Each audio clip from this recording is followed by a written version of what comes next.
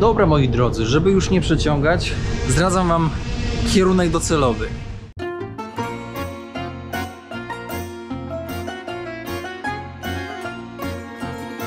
Dzień dobry, kierownik serdecznie wita z pokładu jeszcze w Polsce, z nowego mieszkania, w sensie z nowo wynajętego mieszkania w Kołobrzegu. Tak, mieszkamy teraz, baza wypadowa jest w Kołobrzegu. Pokażę wam widok, proszę zobaczyć jaki widok z kołobrzeskiego mieszkania. Proszę bardzo, tutaj odsłaniam. Pyk, widok jest na północ. Proszę. I tam jest to... Ojejku, przepraszam, aż się walnąłem. Tam jest morze, moi drodzy, Morze Bałtyckie, a tutaj moi sąsiedzi i takie nieudolne graffiti. A ostatnio jak wyszedłem na balkon, wyobraźcie sobie, to szyby są tak zrobione, w ogóle wiecie, od dołu do góry. I nie zauważyłem tak jakby, że trzeba wejść tędy, bo tu są drzwi i wywaliłem głową tutaj normalnie, wiecie, w szybę. Najlepszym nawet się zdarza. Nie wiem czy widzicie, ale zbieramy się w podróż. Uwaga, jeśli zostaniesz dłużej, to dowiesz się, na jaki kontynent jedziemy. Na razie nie zdradzam. Na razie takie wstępne informacje. Zobaczcie, tutaj próbuję się już spakować. Kilka rzeczy jeszcze tutaj biorę. Oczywiście śpiwór puchowy, który muszę definitywnie uprać, ale nie będzie teraz na to czasu. Zauważcie, że ten śpiwór puchowy on nie jest rozprężony. Ten komfort, gdzie teraz jadę, nie musi być do zera, może być totalnie, tak wiecie, na plusie i jak wrócę, to będę musiał wybrać ten śpiwór, bo jednak trzeba o sprzęt dbać.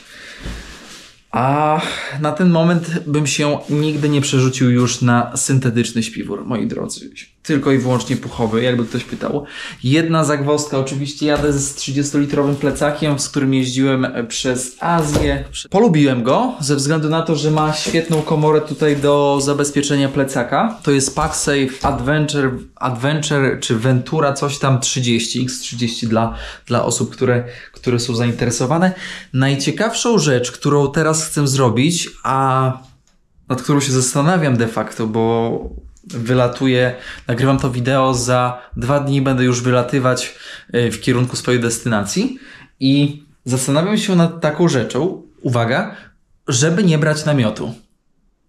Ja wiem, że to trochę abstrakcyjne, ale pomyślałem sobie, że jak nie wezmę namiotu, coś mi w nosie tutaj, jak nie wezmę namiotu, to uwaga, nie będę miał gdzie spać, załóżmy, nie będzie jakiegoś tam, bo wiecie, bo ja montuję te filmy w trasie, więc czasami ja też muszę po prostu gdzieś pójść, naładować baterię do jakiegoś hotelu i po prostu ten film zauploadować, żebyście mogli go obejrzeć. I uwaga, i myślę sobie, że gdybym nie miał namiotu i nie miałbym gdzie spać, to bym wbił do kogoś na chatę. Czujecie to? Rozumiecie, bo jak masz namiot, to zawsze znajdziesz miejsce, żeby postawić namiot. Ale jak nie masz namiotu i nie masz gdzie spać, oczywiście wezmę śpiwór i matę, ale wtedy musisz pójść zapukać i zapytać: ej, siema, czy mógłbym u ciebie na podwórku albo gdzieś tam u ciebie w sieniach przekimać? I myślę sobie, że to może być ciekawe doświadczenie.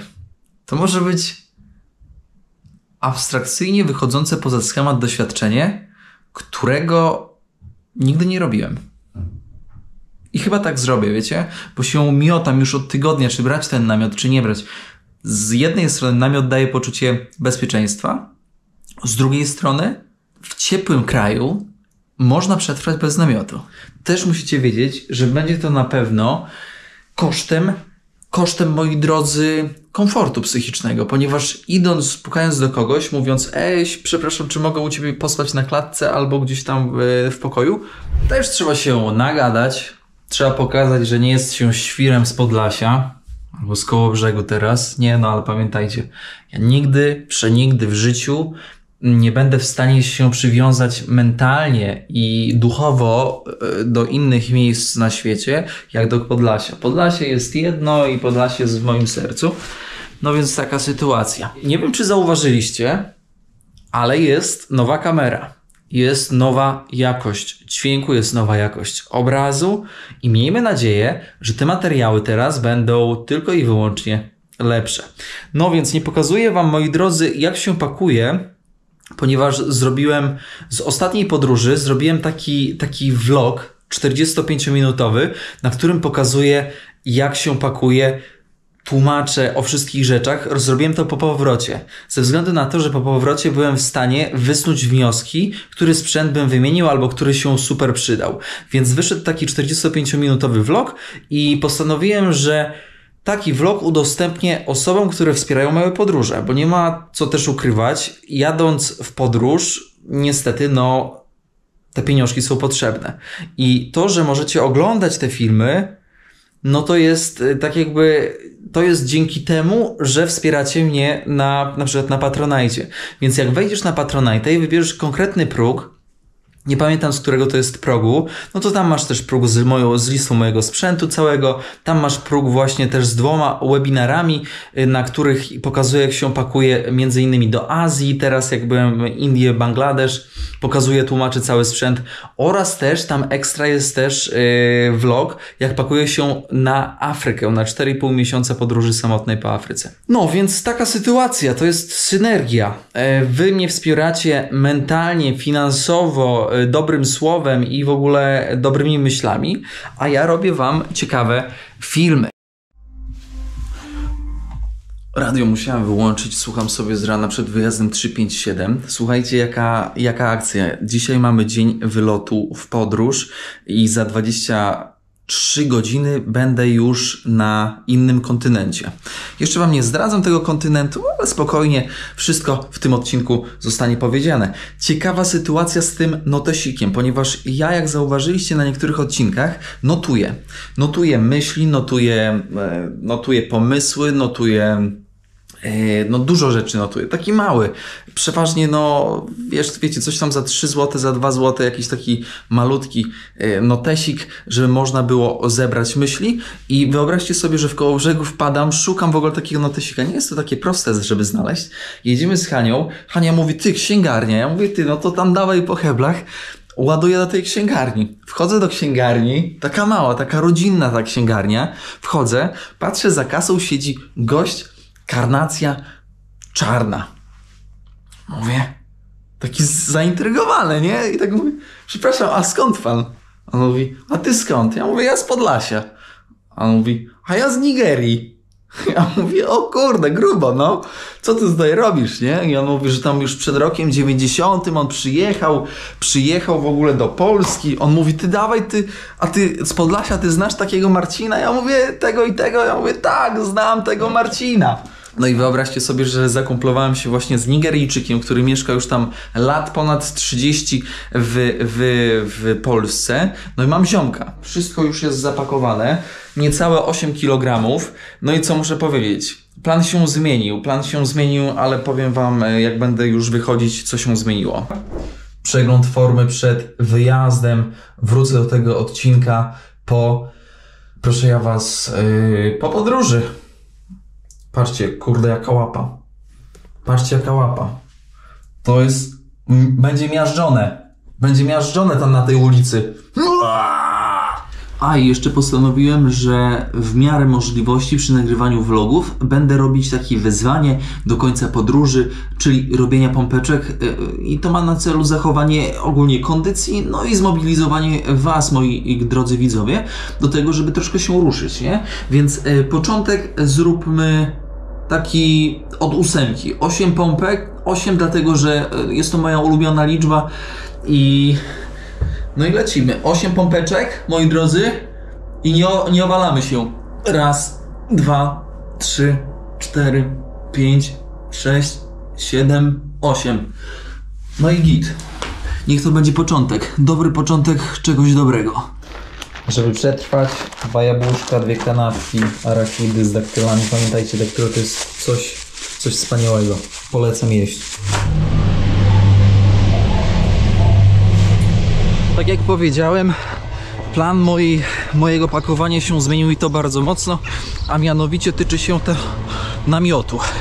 Bo na początku powiedziałem, że pojadę bez namiotu, że będę szukać gościnności, ale odbyłem taką głęboką i powiedziałbym naprawdę wartościową rozmowę z kilkoma osobami, które pomogły mi troszkę wyprostować ten tor, biorąc pod uwagę, że kontynent, na który jadę i część, którą będę odwiedzać, nie jest turystyczna, a co za tym idzie, też infrastruktura nie jest przyzwyczajona do turystów, więc siłą rzeczy namiot daje tą pewność po prostu tego, że zawsze będzie gdzie się schronić, bo na dobrą sprawę, tak jak wspominałem, te wszystkie noclegi są szalenie drogie, a do tego jeszcze trzeba wziąć poprawkę na malarię, moi drodzy. Więc namiot jedzie ze mną. 8 kg w plecach. Ja lecę na regionalny pociąg, prosto na lotnisko Goleniów Szczecin i tam lecimy. Patrzcie na typa, ty.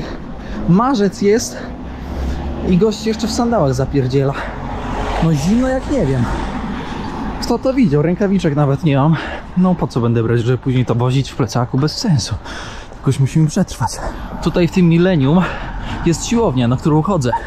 Jak ktoś jest z Kołobrzegu, to wbijajcie na siłkę robić formę. Patrzcie na to. Tutaj jest 5 stopni, a za 22 godziny będę w miejscu, gdzie jest 35 stopni. Beka, nie?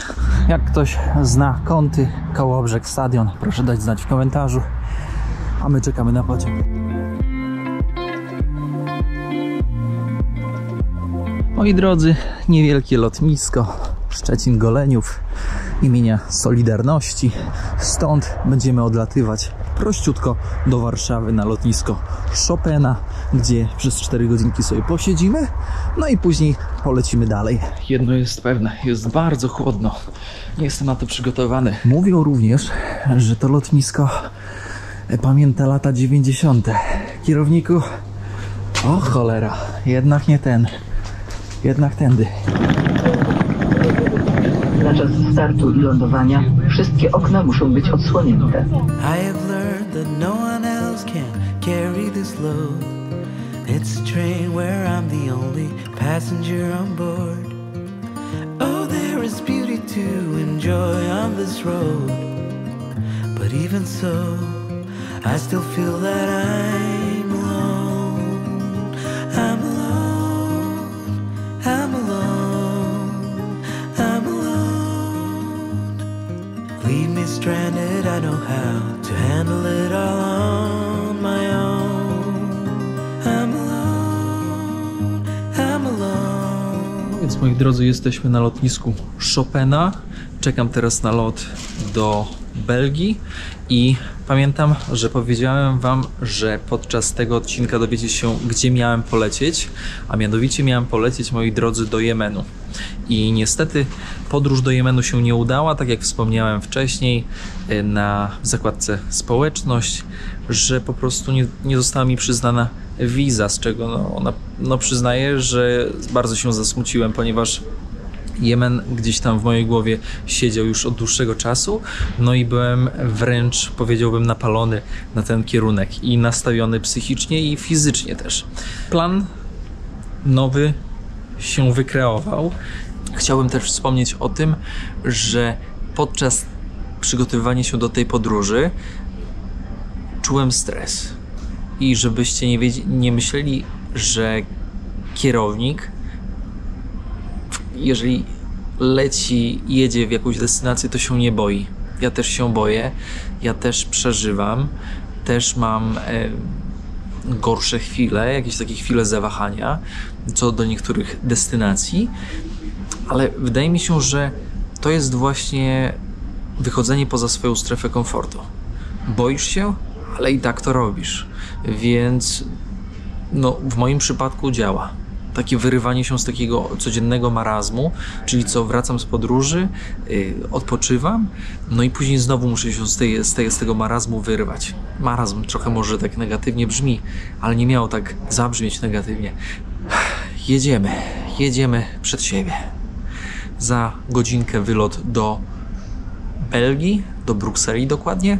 Powiem tak, jak na kierownika przystało, sobie leżę, czekam, ale trzeba też przyznać, że lotnisko Chopina naprawdę reprezentuje tutaj w Warszawie, reprezentuje sobą wysoką klasę, bo w Warszawie jest woda do picia za darmo, internet bez limitów, elegancko przystrojone roślinki, życzliwość. i miłość w powietrzu. No, świruję już, ale zmarzłem tutaj. Jak nie wiadomo co. Mam nadzieję, że moja destynacja mnie lepiej przywita. Głowami lub pod poprzedzającym fotelem. Pokażemy teraz Państwu, jak zapiąć. We're all building bridges slowly, tearing them down fast to start over. We're all trying to come over memories of the past and start over. The past can start. Szanowni Państwo, witam w Brukseli. Witam w Brukseli. Poopowiadam Wam kilka ciekawych i istotnych rzeczy tutaj. Tylko muszę najpierw ogarnąć, co muszę zrobić dalej. Proszę zobaczyć, jakie piękne lotnisko i sobie bardzo cenię. Zobaczcie, możesz sobie naładować ogólnie cały sprzęt. Muszę sprawdzić, czy jestem w stanie się odprawić online.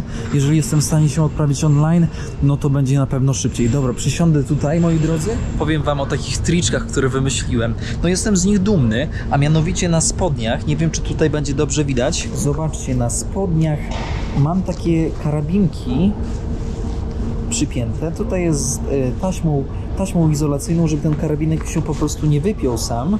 I o co chodzi? Chodzi o to, że mając na zamku taką lupkę, to ja jestem w stanie, chociaż nie zrobię tego jednorącz, czekajcie, mając to w ten sposób, nikt nie jest w stanie mi otworzyć kieszeni, co, moi drodzy, zwiększa bezpieczeństwo ewidentnie.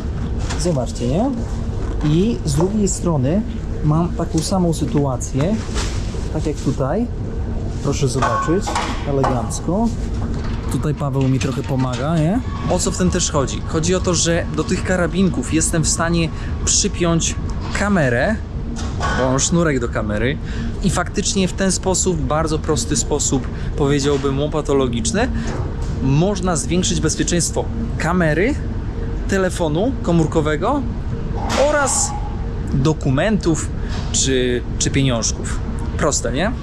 Bierzcie przykład z kierownika. Kierownik wrócił! Chciałbym również serdecznie pozdrowić widza, który wylicza współczynnik, na każdym odcinku w komentarzach wylicza współczynnik kierowniczenia, czyli używania przez kierownika słowa kierownik. Ktoś by się zapytał: kierowniku, dlaczego używasz tak często słowa kierownik? Powiem Wam, że to jest pewnego rodzaju część scenariusza. Bo nie ma co ukrywać. Vlogi to pewnego rodzaju gra teatralna, w której mamy aktorów, mamy aktora pierwszoplanowego, mamy czarki, czyli psy. Ogólnie to jest ogólne pojęcie nazywania każdego psa na świecie. No i też mamy pulpeta. Pulpet to kot od dzisiaj. Dlaczego? No bo ostatnio właśnie będąc na północy w Kołobrzegu przychadzał każdego poranka kot. No i wyglądał jak pulpet, bo taki spasiony był. No i się skumplowaliśmy, no i tak zostało. Więc niech będą czarki i pulpety. Ładnie to brzmi, nie? Czarek, nie jest tego pulpeta. Słuchajcie, ja muszę się po prostu wysikać. Nie będzie tego na antenie. Wybaczcie. Cięcie? Czekajcie, rączki umyte, ale zobaczcie na to. Reklama. Sikasz sobie i od razu jest reklama, ramka z miejscem na reklamę. I jest napisane face to face. No dokładnie, face to face. Wbijam do samolotu. Warszawa, Belgia. Idę na swoje miejsce, siedzi tam koleżka, Polak. Ja mówię: o, tam mówię, siema, tutaj w ogóle wiecie, no jak to ja, nie? Zagaduję tak, żeby przełamać pierwsze lody, żeby sobie po prostu pogadać, no będziemy siedzieć przez 2 godziny obok siebie, więc wypadałoby zaznajomić się, jak to mówią na Podlasiu. No i koleżka, ja tam mówię, no ale nie spodziewałem się, że będzie takie obłożenie, że samolot będzie pełny, a koleżka do mnie: no jak to, o tej godzinie? No i tak zlał mnie, spojrzał na mnie, o tak. Spojrzał tak. I wyśmiał mnie. W sensie tak trochę wzrokiem znieważył, nie? Ocenił po tym, jak wyglądam. A nie wyglądam, powiedziałbym, źle. ale też nie wyglądam jakoś tak super, bo to nie są ubrania jakichś wielkich marek. To nie są ubrania, wiecie, takie wystawne. To są ubrania, w których się podróżuje wygodnie i to są ubrania, które nie zwracają uwagi lokalnych ludzi na mnie jako podróżnika. Na mnie jako osoby, którą można ograbić. Ale co mnie uderzyło, to to, że koleżka ewidentnie zaszufladkował mnie po tym, jak wyglądam. No i po tym, że mam na przykład sandały i skarpety. Nie róbcie tego. Bo nigdy nie wiecie, kto obok was siedzi. I nigdy nie wiecie, jaką wartość z rozmowy z tym człowiekiem moglibyście wyciągnąć. Ja idę teraz na miejsce mniej więcej, gdzie jest transfer, bo jestem odprawiony online. Uda się ominąć kontrolę bagażu, bo zawsze mam trochę taką traumę, znaczy taki stres, że zatrzymają mnie ze względu na namiot. Nie wiem czemu, ale nigdy przecież mi tego namiotu nie zatrzymali finalnie, więc siłą rzeczy nie ma co się może stresować. Ale wiecie, co jest najśmieszniejsze w ogóle na świecie? Pakowanie wody w butelkę. No i tym samym nabijanie ludzi w butelkę. Woda, kranówka jest wspaniała. Proszę pić kranówkę, nie wybrzydzać. Oczywiście nie w krajach trzeciego świata. W Polsce jak najbardziej. Ten odcinek ma być odcinkiem pobudzającym waszą wyobraźnię i takim rozruchowym też dla mnie. Dziękuję. Dziękuję, Darek. Widzieliście, Darek otworzył. No to ładnie. Coś tutaj chyba nie gra, ty. Nie ma żadnego pracownika, co tylko ja.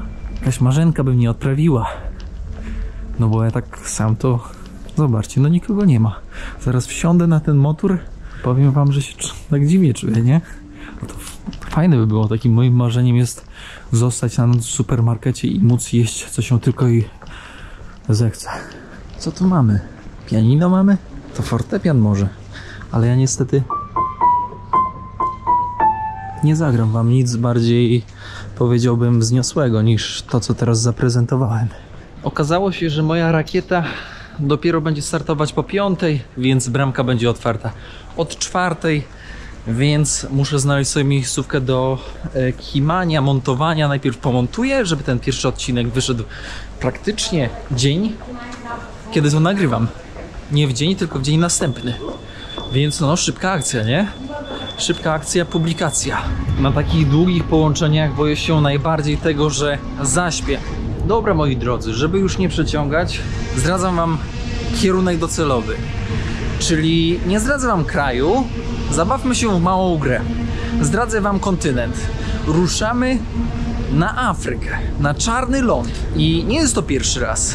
To już jest kolejny raz.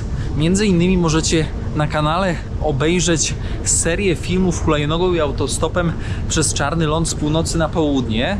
Teraz spróbujcie, moi drodzy, w komentarzach wytypować kraj, pierwszy kraj, do którego się udam. Oczywiście nie będzie to tylko i wyłącznie jeden kraj, będzie tych krajów kilka w tej serii, więc ciekaw jestem, czy ktoś z was trafi.